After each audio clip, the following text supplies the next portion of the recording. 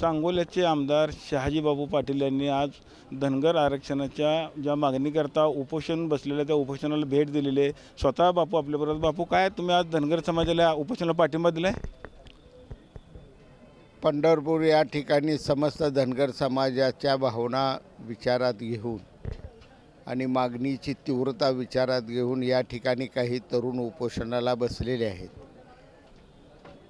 धनगर समाजाला एनटीतून एसटीच्या आरक्षणाची तातडीने अंमलबजावणी करावी या त्यांच्या मागणीला माझा पूर्णपणे पाठिंबा आहे आणि हा प्रश्न मार्गी लावावा या दृष्टीनं माझ्या लहानशा ताकदीनुसार मी मुख्यमंत्री एकनाथजी शिंदे साहेबांकडे आजच प्रयत्न सुरू करणार आहे।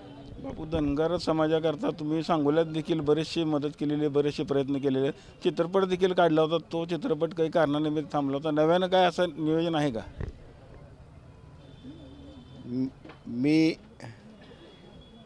धनगर समाजाचे लोकनेते गोपीचंद पडळकर साहेब आणि दुसरे नेते उत्तमरावजी जानकर साहेब, आमच्या तिघाच्या विचारातून आम्ही एक धनगर समाजाच्या व्यथा आणि त्यांच्या अडचणी या मांडण्यासाठी एक सुंदर असा चित्रपट तयार केलेला होता। गोपीचंद पडळकर त्यात नायकाच्या भूमिकेत होते आणि सहनायकाच्या भूमिकेत उत्तमराव जानकर होते। हा चित्रपट पूर्णपणे तयार झालेला होता। त्याला करोडो रुपये वर्गणीतून गोळा करून खर्च केलेले होते, परंतु दुर्दैवानं कोरोना त्याच वेळी आला आणि सर्व चित्रपटगृह बंद पडली, त्यामुळं हा चित्रपट प्रदर्शित झाला नाही। आता नवीन पद्धतीनं असा चित्रपट पुन्हा काढावा यासाठी पडळकर साहेब आणि जानकर साहेब या दोघांशी संवाद साधून मी पुन्हा एकदा प्रयत्न करणार आहे।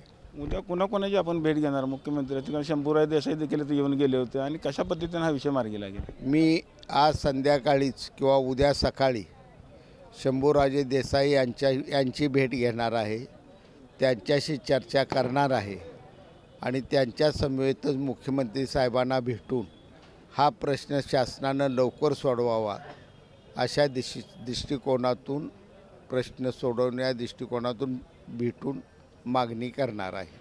संजय राऊत यांनी आज टीका केलेली की शिंदे सरकार एक डरपोक सरकार आहे, निवडणुका घ्यायला घाबरतं, महानगरपालिका असतील, नगरपालिका कुठल्याच निवडणुका सध्या झालेल्या नाहीत, त्यामुळे त्यांनी डरपोक सरकाराची टीका केली।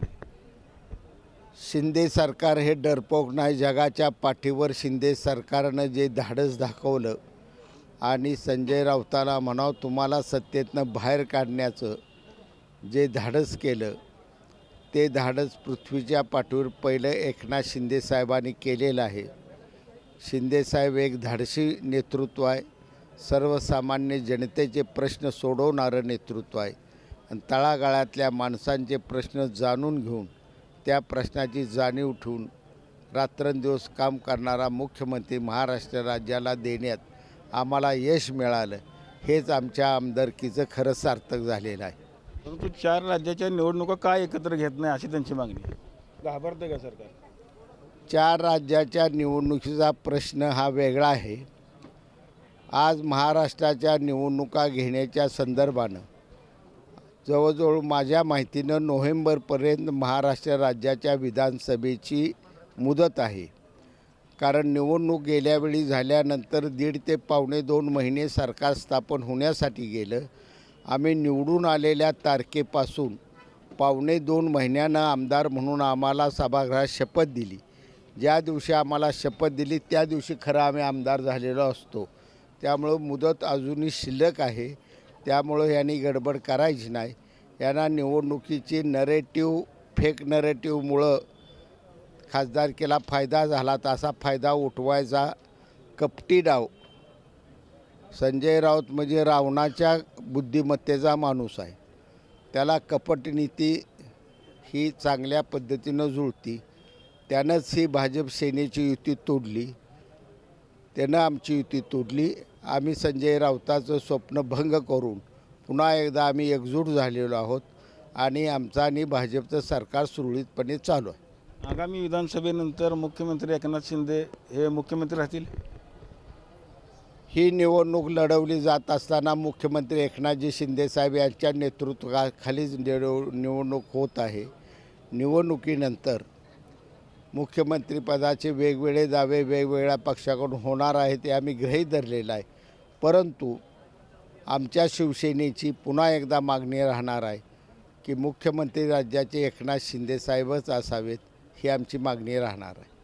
कॅमेरामन जगदीश डांगेसह रवी लवेकर, TV9 मराठी.